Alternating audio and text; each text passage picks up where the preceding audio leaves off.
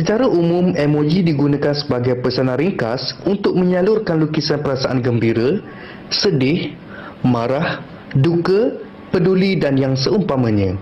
Kenapa gambar kepala dikatakan termasuk gambar makhluk bernyawa? Contoh emoji. Untuk apa kita menggunakan emoji seperti ini? Agar orang dapat menggambarkan kita dalam keadaan ekspresi marah, sedih, malu, ketawa. Itukah niat kita menggunakan emoji? Sedarkah kalian bahawa secara tidak langsung kita telah menghidupkan suasana patung berkepala emoji itu agar digambar-gambarkan?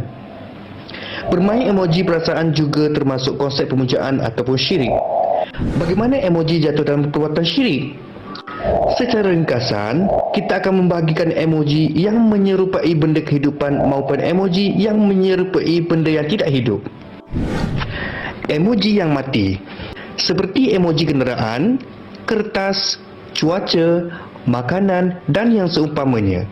Hukumnya adalah harus dan boleh digunakan dalam pesanan ringkas. Emoji menyerupai benda kehidupan yang dipotong adalah seperti tangan tanda good ataupun like. Hukumnya adalah boleh digunakan serupa dengan hukum lukisan yang telah dipotong kepalanya. Daripada Abi Hurairah, beliau berkata, Jibril alaihissalam meminta izin kepada Nabi SAW untuk masuk ke dalam rumah baginda. Nabi SAW menyebut, masuklah. Lalu Jibril berkata, bagaimana aku nak masuk sedangkan di dalam rumah engkau ada langsir yang ada lukisan padanya? Sama ada engkau potong kepala lukisan tersebut atau dijadikan alas yang dipijak-pijak. Riwayat Al-Nasa'i, hadis yang masyhur. Emoji yang menyerupai benda hidupan, seperti emoji binatang, emoji yang memaparkan wajah senyum, sedih, gembira, marah dan yang seumpama dengannya. Dari sinilah hukum syirik itu jatuh melalui hukum asal melukis dan hukum menggunakan lukisan menyerupai hidupan. Dalilnya, hadis pertama dari Ibnu Umar bahawa Rasulullah SAW bersabda, sesungguhnya para pelaku gambar-gambar ini mereka akan disiksa di hari kiamat dan dikatakan kepada mereka, hidupkanlah oleh kalian apa yang telah kalian ciptakan. Sahih Al-Bukhari 7558 bab tauhid. Hadis kedua, Abu Hurairah radhiyallahu anhu, ia berkata, aku mendengar Rasulullah SAW bersabda, Allah Ta'ala berfirman, dan siapakah yang lebih aniaya daripada orang-orang yang menyerupai ciptaanku? Maka buatlah semisal jagung, atau buatlah seperti biji-bijian, atau buatlah seperti gandum. Hadis riwayat Bukhari dan Muslim.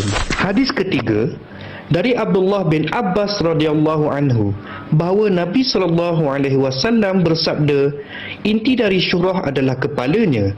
Jika kepalanya dipotong, maka ia bukan syurah. Hadis riwayat Al-Baihaqi.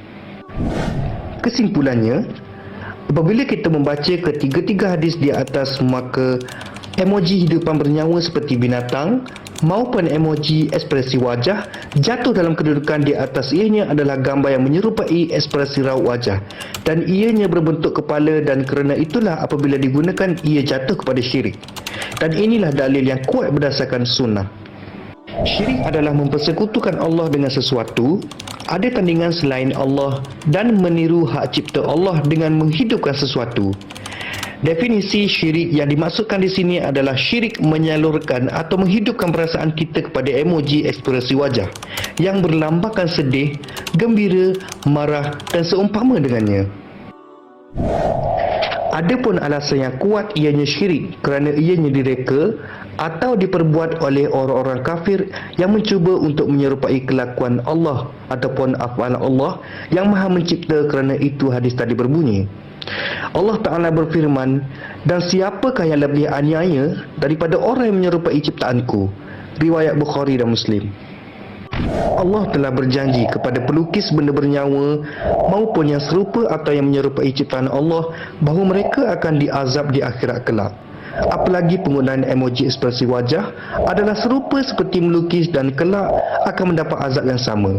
Na'udzubillahi min zalik. Daripada Ibnu Mas'ud radhiyallahu anhu, beliau berkata yang bermaksud, aku pernah mendengar Rasulullah SAW bersabda, sesungguhnya orang yang paling berat siksanya pada hari kiamat kelak adalah para pelukis gambar ataupun makhluk bernyawa. Hadis riwayat Bukhari dan Muslim. Jadi, marilah kita ambil hikmahnya dengan fikiran yang lapang dan berusaha untuk menjadi seorang muslim yang sejati. Sesungguhnya Allah berfirman dalam surah Al-Hadid ayat 20. I'lamu annama al-hayatud dunya la'ibun wa lahun wa zinatun wa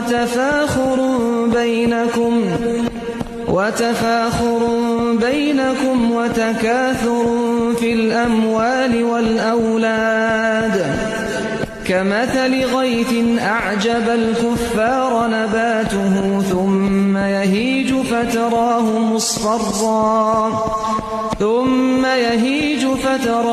مصفرا ثم يكون حطاما وفي الآخرة عذاب شديد ومغفرة من الله ورضوان وما الحياة الدنيا